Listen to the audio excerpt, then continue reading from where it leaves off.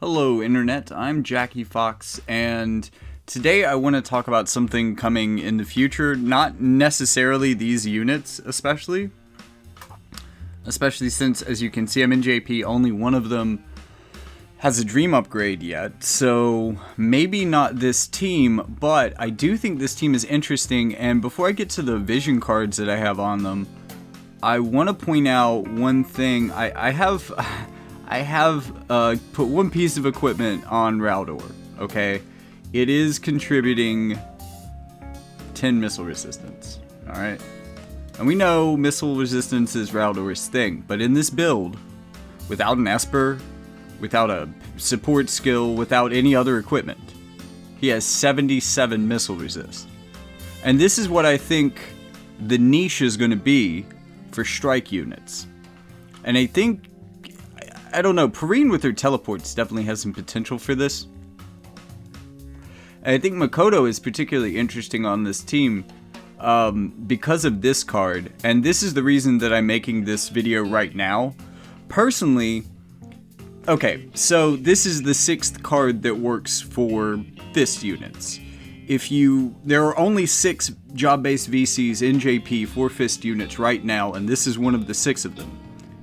It is also the worst, and it only makes any sense at all on Makoto. It does not make it, it may work in other fist teams. There may be other units that you might try to work into this team that aren't fist users, but if your goal is an all-fist team, you either get this card now, which I really don't recommend, but I am making this video so that you have the option to do that if you want to. But this is really the worst card on the list.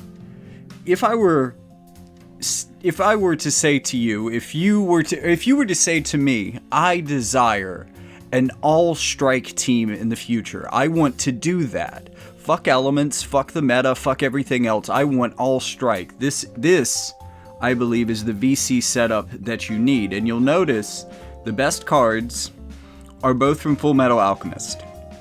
Alright, so let's look at them first. We're going to be getting critical rate 30, critical damage 20, and increase attack 50.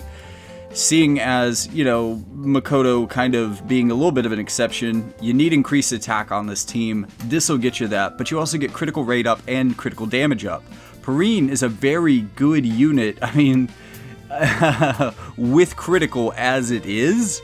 So this is so good for her, but I have it over here because I think I like this card better on her because it synergizes with her slash and pierce resistant with its unit buff.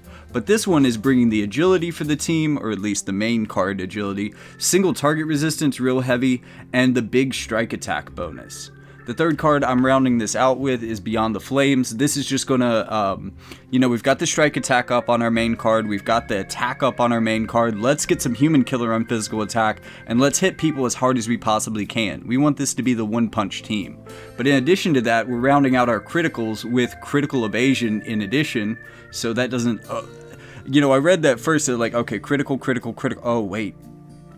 I'm overlapping something, but I'm not. Critical evasion does not overlap. And this gets us our main card missile resistance. And I say main card missile resistance because, as you probably figured out, this build has more missile resistance, and that comes in the way of this card right here, which gives 24 missile resistance. If you wanted to go more missile resist, if say there was some threshold maybe with Raldor or a unit in the future that you wanted to get them over 100, you needed more missile resist, you might switch this to the front.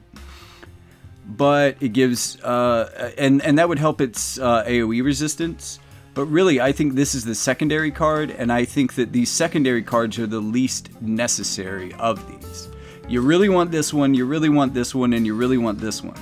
This is coming up next week, though, and this is actually a pretty good card for Perrine. If you've got Perrine, if that is the reason that you're thinking about the strike meta, then I would say out of the cards on this list, this is the number 4 pick for me.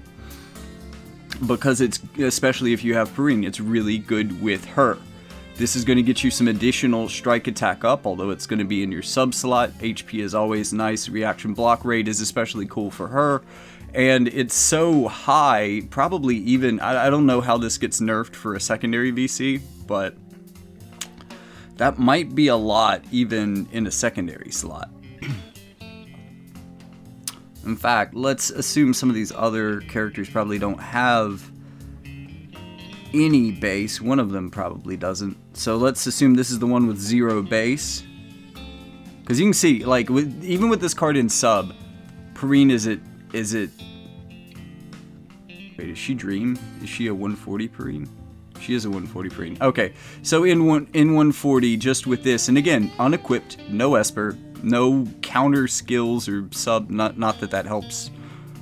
Wait, I actually think there is one that does something with reaction block. Anyways, you know, this card seems to be giving 33 reaction block, which is, you know, 1/3 chance of reaction block, which is pretty good, even on your sub slot.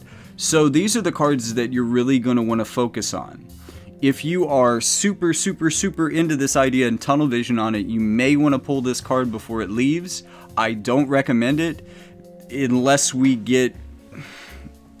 Well, because of what I've said before about collaborations, I don't think Makoto is getting updated in a very long time.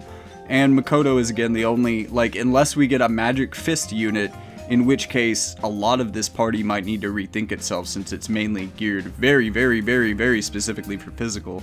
I'm just saying, this card doesn't really work. It just happens to be the 6th card that works for this team, and for what it's worth, it has agility, so that's good on a sub slot. That means that we're getting almost the most agility that we can out of our team, and it has slash resistance, which is really good for Perrine and just really good in general. So if you're thinking about the future Strike meta, this is what you need to think about, and that's kind of how I would prioritize that.